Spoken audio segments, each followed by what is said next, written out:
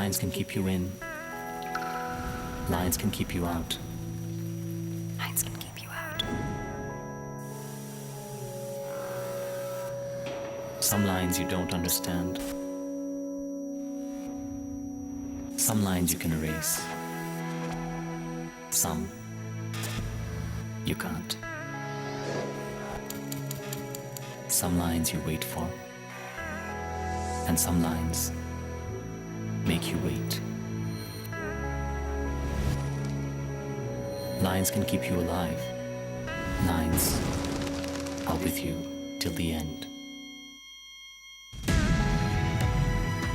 But the only lines that matter are the ones you make.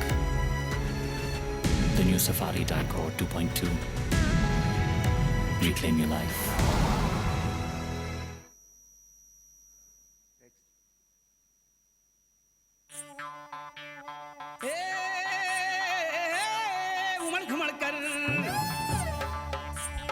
घुमड़ घुमड़ कर जीरा गरजे दिल ये डोले झूम के बोले तारे छूले प्यास बड़ी है और भी बढ़ ले अरे खोल के बंधन तोड़ के ताले ये दिल मांगे मोर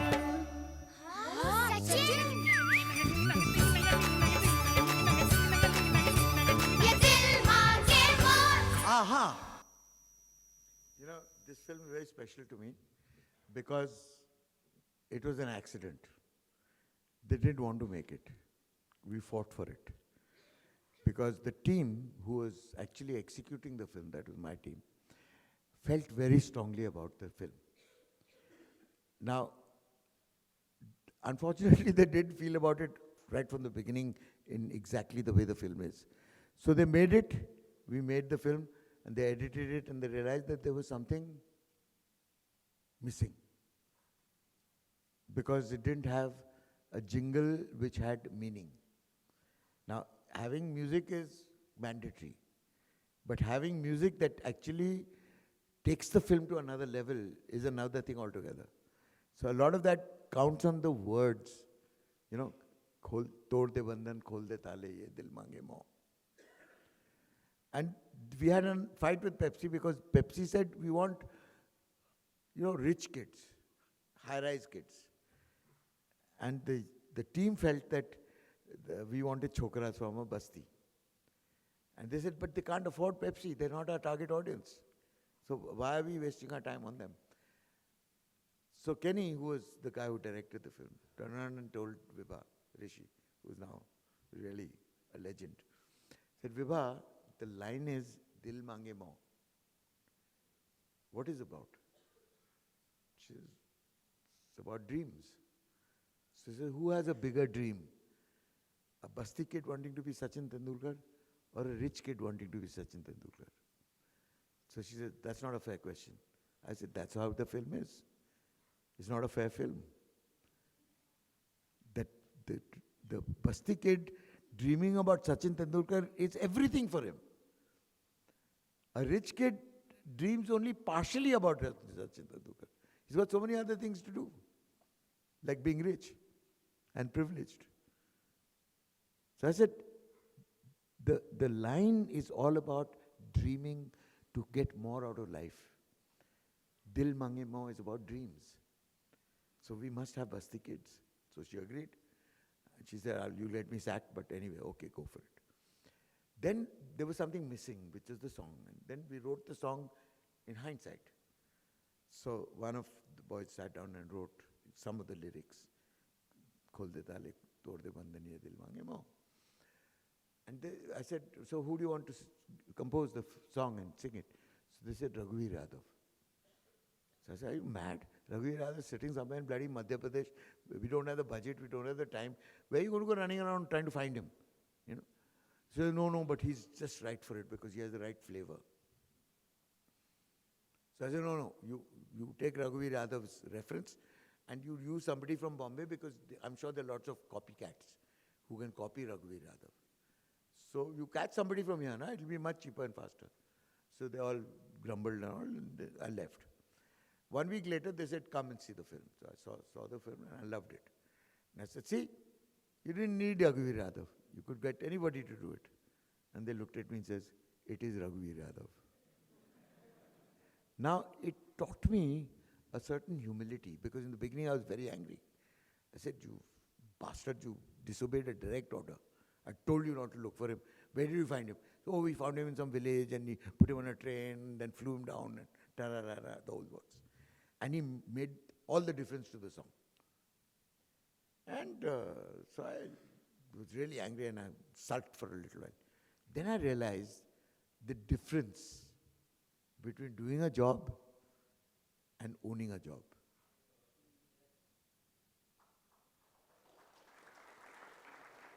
So when an employee disobeys a direct order because he's so possessive about the job that he's willing to be sacked to do it the way he wants to do it, he owns the job.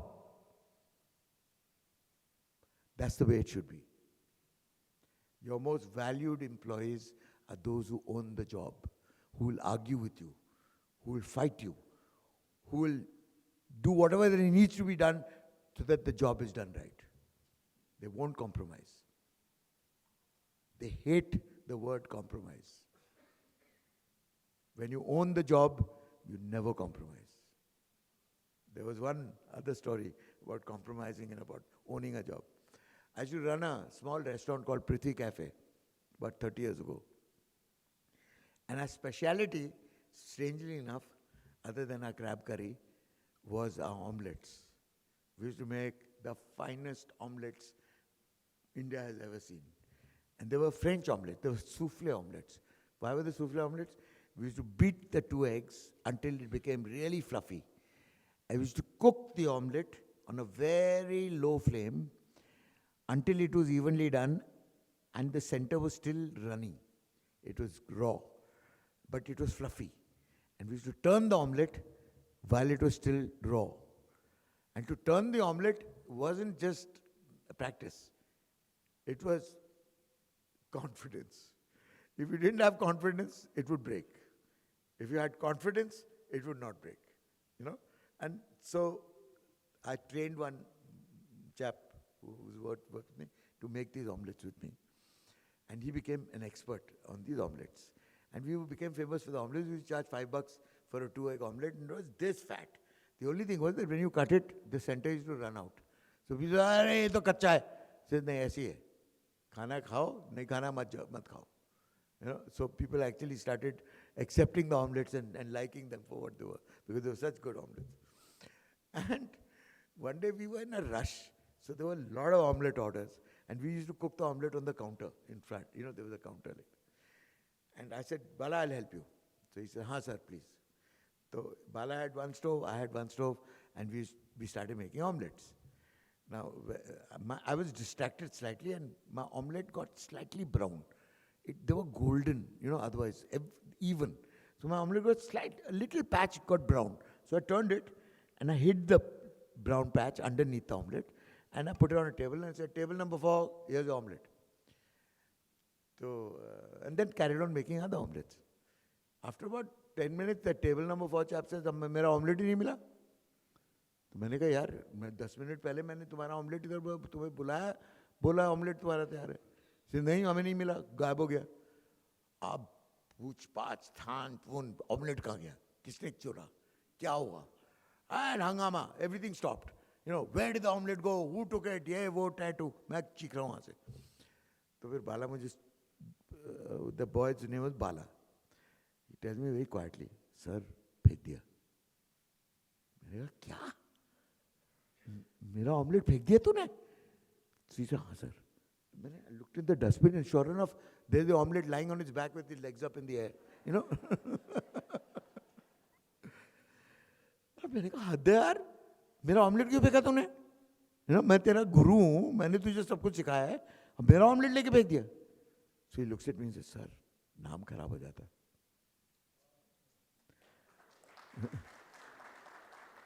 Next day I promoted him to manager from an omelette maker. But, you know, I mean, I'm only giving you 2 examples. You guys must have got millions of experiences of this kind. Instead of getting on your ego and punishing those kids for doing what you think is right and they think is wrong, you should actually reward them, because they're the ones who own their jobs.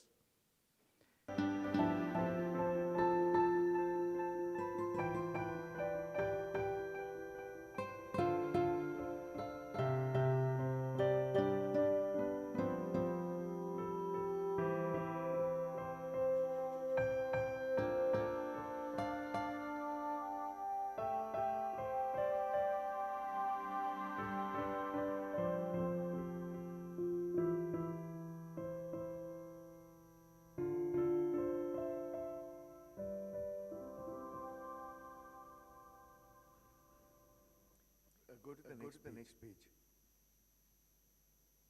Yeah, start there.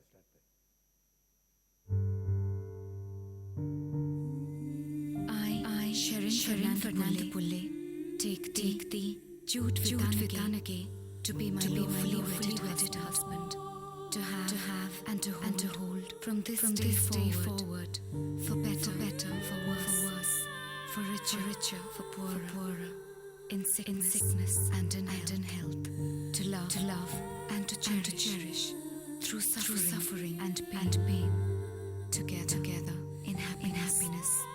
Till death to us part. Domestic violence is not part of your marriage vows. If you are a victim or a witness, call our Women in Need hotline 471-8585. Wait. No. Go to the next page.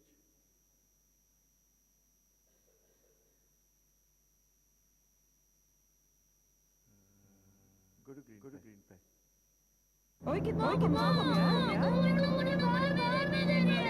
बच्चा छोड़ो बाहर देखने दो अच्छा आप जी सुबह से कुछ नहीं खाया उधर में नथिंग बस अरे कौन सी भाषा है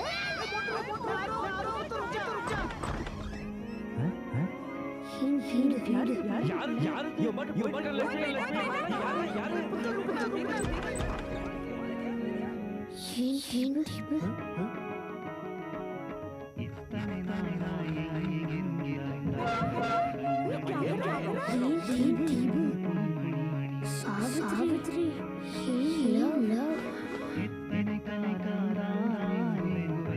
Savitri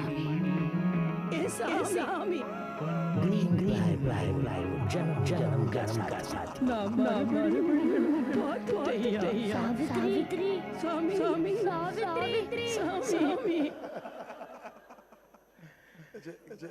Go back one page to reunion.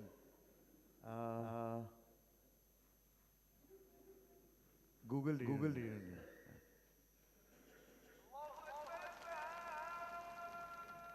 ये मैं ये यूसुफ लंगोटिया यार सी लाहौर में हमारे सामने बड़ा बाग था। उस बाग का गेट बाबा आदम के जमाने रोज शाम को पतंगे उड़ानी और उसके बाद जाके यूसुफ के दुकान से जरिया खानी। जजरिया मेरी पोती मुंबई वाली।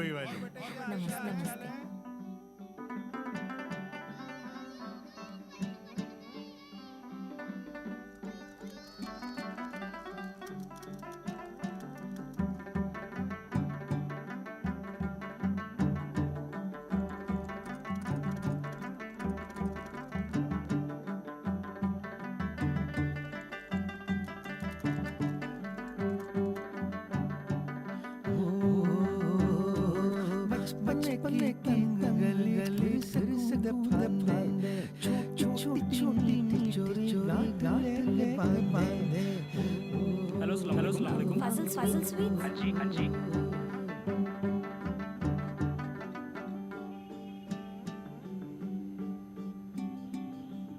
दादाजान दिल्ली से किसी की कॉल है।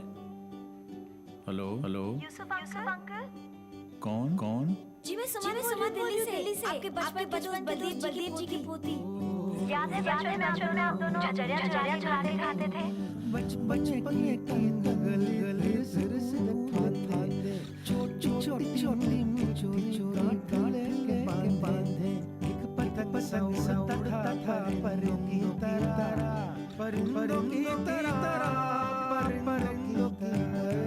दौर था मन मोर था एक दौर था मन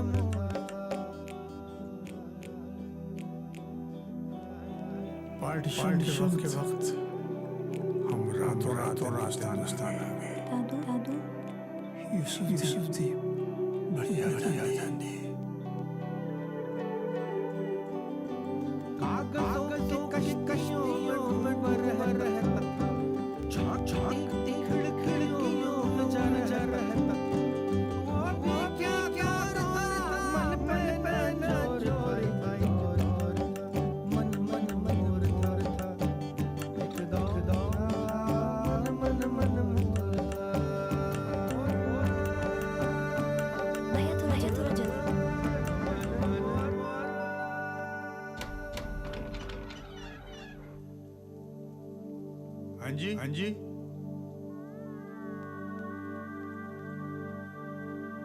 कौन? हैप्पी बर्थडे यारा।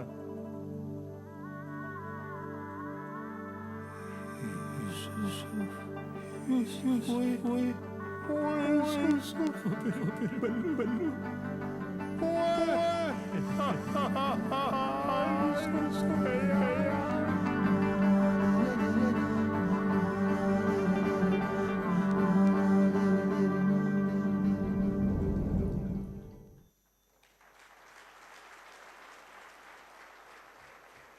Go to the last film. Next page. This Google film to me is very special. It always makes my eyes go slightly wet. I'm sure there are lots of wet eyes here. It's just the best among the best storytelling films I've seen in advertising. Yeah. Land this. No, last one.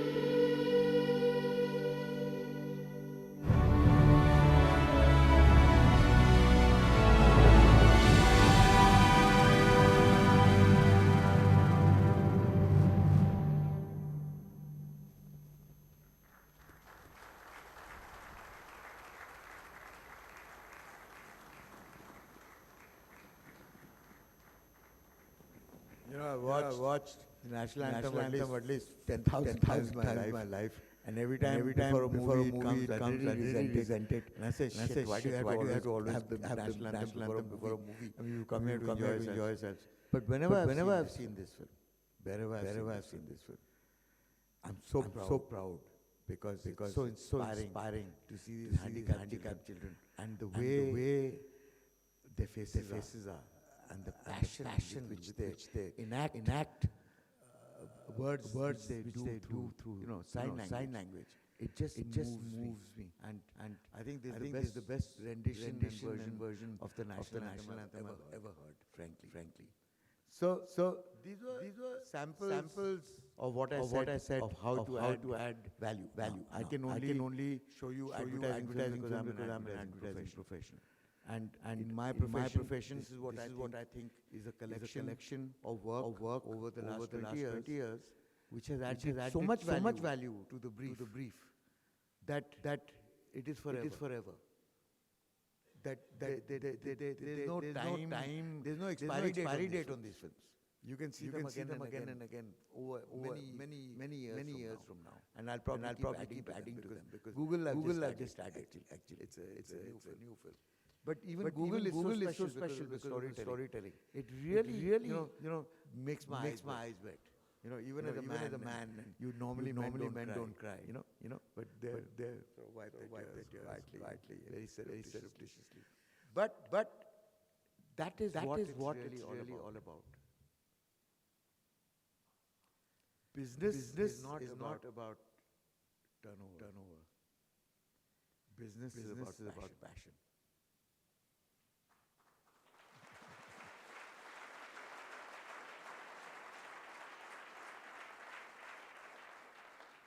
And when you own your job, you inspire everybody else to own theirs. So SMEs are very special people, in my opinion, because I've talked to a lot of you all. And the reason why you're special is because entrepreneurs are people who add value whatever they do. People who work for somebody else, including a multinational, are essentially knockers. And they're not risk takers. They get their salary at the end of every month. They're happy, they get their car, they get their perks. उनको कुछ ज़्यादा सोचना नहीं पड़ता. जो SMEs होते हैं, they're risk takers. वो शुरुआत करते हैं, बढ़ाते हैं, बनाते हैं. And this country has so far we've registered over 120,000 SMEs, which are the backbone of the industrial might of this country. And it's going to become even bigger and better. Because as I was saying, have any of you thought of the industrial corridor between Delhi and Bombay? उसकी क्या opportunity है आपके लिए? Industrial corridor किसने बनाया, कैसे बनाया? अभी बन रहा है ना? Funding किसने दी? क्यों? Pardon? It's an aging country, but why would they put money into India? We are worse than aging country. We are a corrupt country. Huh? No. See, 60,000 of their SMEs, which are the backbone of their country, are now on the verge of bankruptcy. Because the labor costs are too high, the material costs are too high. Because they have to import everything from a piece of tin to a piece of silver. So they cannot compete with China and Taiwan and all these people. So they're dying. And they realize the only country that had natural resources which hadn't been sold to China or bargained away to China, and which had labor which was cheap, and which had educated people in the mass scale that we have was India. And my enemy is my friend. Sun Tzu, Art of War. My enemy is my friend. And they realized they've been an enemy of China for the last 5,000 years. Regardless of what we say and what they say, Chinese will always be our enemies. So when they came and offered $9 billion to create that corridor, that industrial corridor, what were they thinking? They were thinking of lifting 40,000 SMEs, finding partners for them in India, in that corridor, and setting them up with new lease of life. So we could take on the rest of the world. With our resources, our labor, our partners, and their technology, and their management. And we would then be partners. And we would be viable. So there's a huge opportunity here. For you to identify your partners in Japan. What you do, what they do, how you can meld together. Start thinking about it. Because in the next 5 years, it's going to become a reality. It's going to save you guys. It's going to make you expand multi-million times. You will become international players. You will produce products that are acceptable anywhere in the world because of the quality that you have. And finally, we will have a made in India brand, which is acceptable anywhere in the world. So the future is there. You know, it's yours. Just do some due diligence. And start thinking. That industrial corridor is going to open up whole Pandora's box. It's going to change the way you think of yourselves. And the investment is not $9 billion. It's $40 billion eventually. So there's going to be no dearth of money. And सरकार खाएगी तो कितना खाएगी यार. बदहज़मी हो जाएगी. So remember, it's a huge trickle-down effect. It's going to change the way you look at yourself, change the way you look at our country. It's going to change the way the world looks at us. It's a massive opportunity.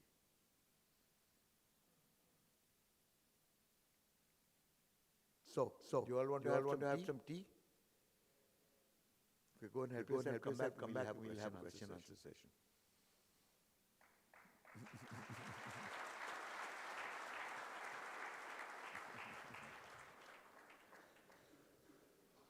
It's always the first question that's the most difficult.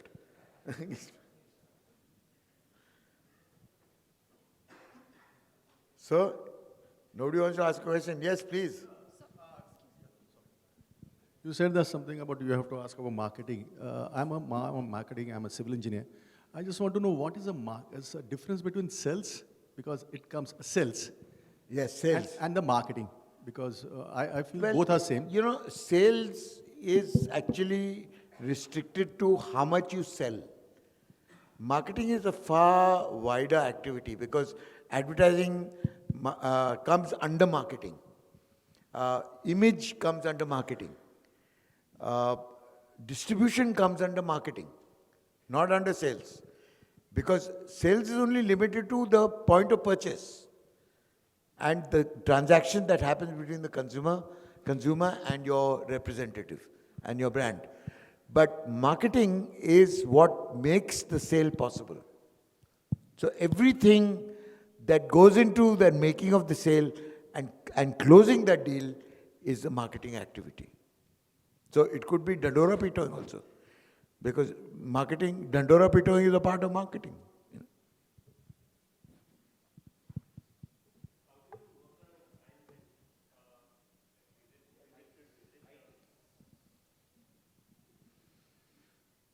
Is it part of the companies define you what they want to achieve from particular campaign, or how do you see? There are two ways to do this. Usually people have advertising agencies, but for SMEs it's very difficult to have an advertising agency because they need a minimum quantum of turnover.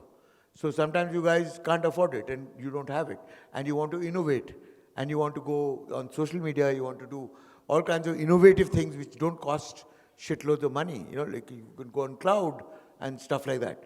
So usually you come to people like me or consultants, as it might be, who can then help you tailor a campaign to create a brand within the money that you have or the money that you're willing to spend. I'm talking about the large corporate, the kind of... No, the large corporates always have an agency because it's multifaceted. And the agency calls us to execute film because we are experts. As far as I'm concerned, advertising knows me as a filmmaker. Okay, but a lot of my clients know me also as a brand expert. So when it comes to creating brands, when it comes to creating ideas, see, always remember, a great idea saves you eventually a lot of money. Because the impact of that idea is huge, as you saw from these films. I mean, some of these films are so old, and yet they're so relevant, like that Times of India. Can you imagine? They've made a brand out of the fact that they report corruption. So they made a film on corruption. Or they made the film on the impossibility of working in a Babu office. Or you go with your pension file, which is supposed to be routine, and you're kicked around like a football or a hockey ball. So they made it into a satire, and what they're claiming, what are the brand value is the masthead, Times of India, a day in the life of India, including the old man whose grandson gets chosen to represent an Olympic team, and he got dropped at his time. So these are, these are ideas that create not only goodwill, but they make people smile, they make people feel warm, they make people cry like Google, where it just opens up a huge amount of possibility. What I wanted to know is, like, do you go with the strategies or do they come with the... It depends. It depends. It's usually a brainstorming session. Somebody or another comes up with something and then you take it through. Like for instance, there was a Pepsi campaign called Nothing Official About It. And that came about out of desperation. Because at that particular time, that year, when they were bidding for the World Cup, Coke won the bid. Okay, it was Coke's first re-entry back into India. So for them, it was do or die. So they won the bid as the official sponsor of the World Cup. And Pepsi went into gloom and said, mar gaye. Because if they are the official sponsors, then hamara kya hoga Kalia? So we sat to try and figure out how can we counter that. So this girl who was a trainee called Anuja Chauhan, who's now written books and is quite famous and done very well for herself, she said, but if we are the if they are the official this thing, they're inside the stadium. Outside the stadium, we can be the unofficial drink. And more people drink outside the stadium than in the stadium. So we all thought about it and said, there's an idea here. So Vibha said, say that again. Nothing official about it. And so we said, yes, Pepsi's campaign is going to be nothing official about it. We became de facto the choice of the people because nothing official about it was far more popular than official drink of the World Cup. So it depends. The whole lot of us, we were all discussing it. Everybody was in a state of quite a lot of gloom because they said, yaar, World Cup abhi gaya. And World Cup is the biggest single sporting event of this country. And if you've lost that as a major brand like Pepsi, you're screwed. Anyway. आपने अभी social media के बारे में कहा था कि cost effective है, तो उसका कैसा इस्तेमाल कर सकते हैं? देखिए मोदी साहब ने किया ना, सब सोच रहे हैं कि मोदी साहब का campaign was 5,000 crores. You know what it was? 5 crores. His social media campaign, not the advertising. Only his social media campaign was 5 crores. And that social media campaign was like everybody saw it. Look at the reach. I mean, if a politician can sell himself on social media, then you can sell anything.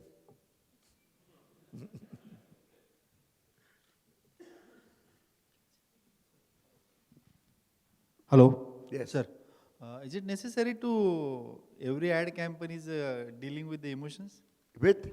Emotions. You tell me. Emotions of the people. But you tell me. When you go to buy a soap in the 100 soaps, will you buy the soap with Katrina Kaif on it or will you buy the soap with somebody else?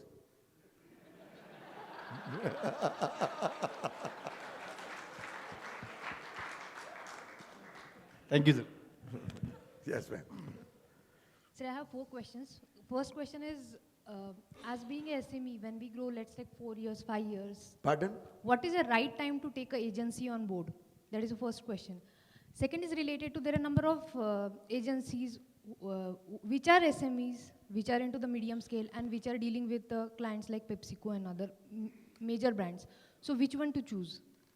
See, when it comes to SMEs, my advice to you is not to take on an agency initially because they want a minimum billing of 50 lakhs or a crore or 2 crores or 3 crores. Otherwise, they don't want to work on your campaign. So what you should do is you should take on a branding consultant, an individual who has a background of advertising. Okay, and then you sit with him and brainstorm. Then what happens is that when you come to an idea which you come to, for instance, like for instance, if you today look at the issues of builders. आजकल एक ज़माने में 10 साल पहले builders were rolling in the thing, banks were willing to give them funds, कोई भी पैसा देने को तैयार था because the appreciation was so high, because the market was volatile. Okay, now, very few people except builders and the building community realizes that the buying and selling was not done by consumers. It was done by speculators. Right. एक flat थोड़ी कोई खरीद रहा था, और वो भी family लेके आके वो देख रहा है किचन कैसा है, wife is interested in the kitchen, the daughter is interested in the bathroom, somebody is interested in something else. Here you come as a thing, आप मुझे 40 फ्लैट बुक कर दीजिए. Okay, he has the capacity to hold because the appreciation of those flats, it's speculative.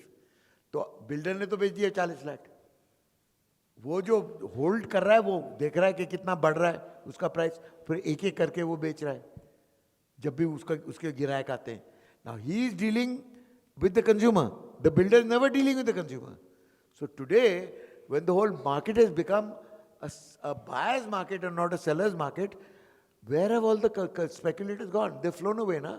They have taken all the money and put it into the stock market because that is booming. The building lobby is not appreciating. जो 2 साल पहले flat खरीदा था उसी price पे आप मुश्किल से बेच सकते हैं अगर बिके तो. Okay? Now, the fact is that why is the market in a slump? Because builders have not changed their thinking to actually address consumers and not speculators. So somebody has to tell them that, boss, when a family buys it, they buy it for life. 90% of everybody who buys a flat today from the middle class cannot afford a second flat.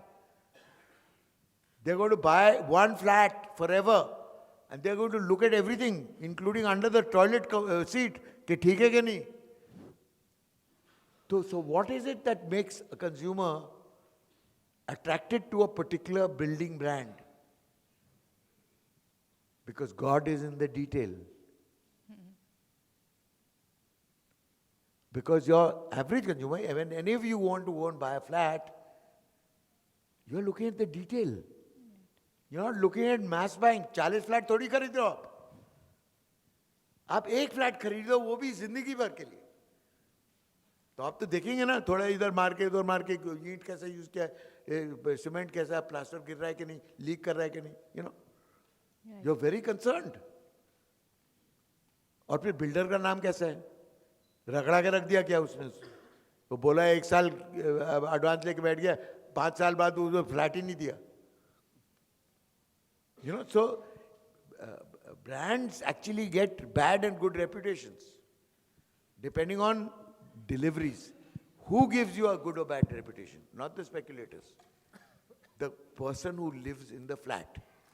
Now, builders have never ever approached a person who is buying a flat from a builder to say, welcome to my family.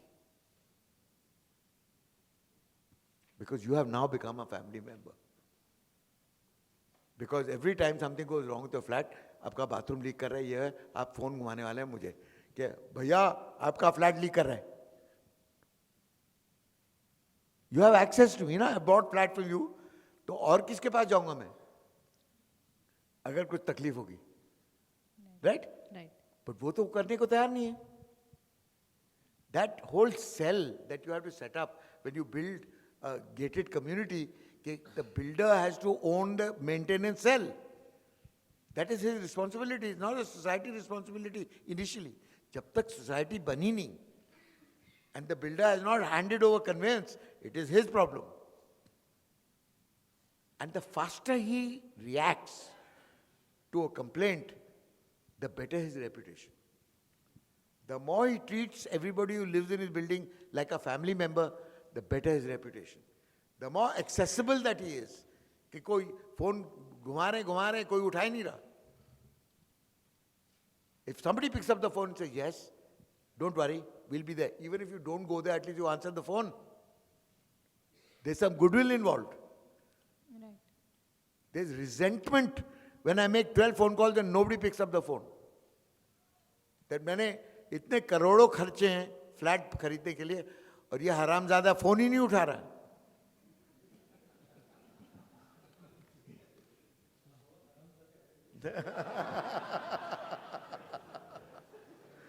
So when you have an SME, you need these small things. These big agencies will not be able to give you.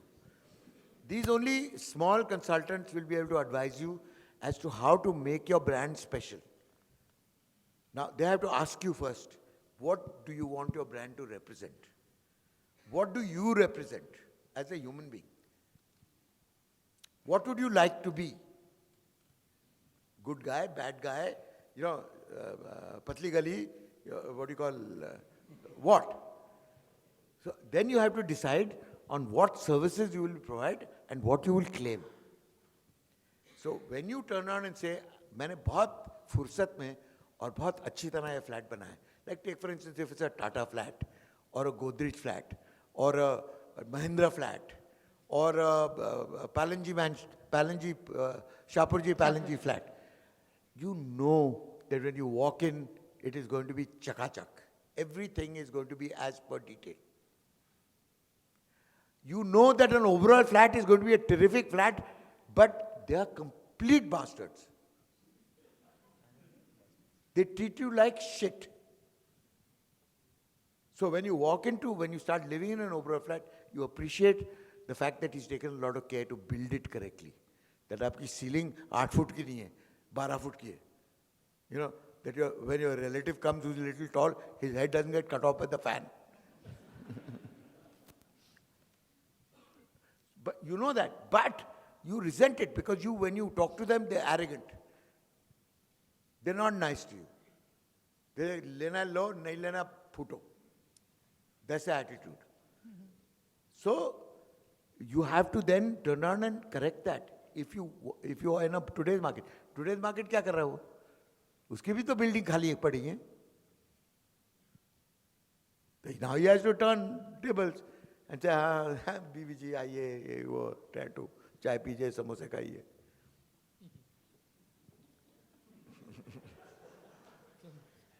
So, marketing, branding, advertising, sometimes you can go to a big agency, they'll charge you a lot of money. But for SMEs, I believe that it has to be a joint effort. Because for you, money is also important. So you have to be as concerned about your money, where it's going, as the agency. The agency has to be as concerned about you. And you're not just another client. Because even advertising agencies tend to treat clients who are very poor very poorly. That's a different topic altogether. Okay. that was my second question, right? As we are growing as a SME, what is the frequency at which we should be changing our consultants or agencies? The frequency is to change them. Yeah. I think every 5 years. I'll tell you why. Okay. Because it's like a marriage. Every 5 years, your husband starts looking at other people's wives. Why?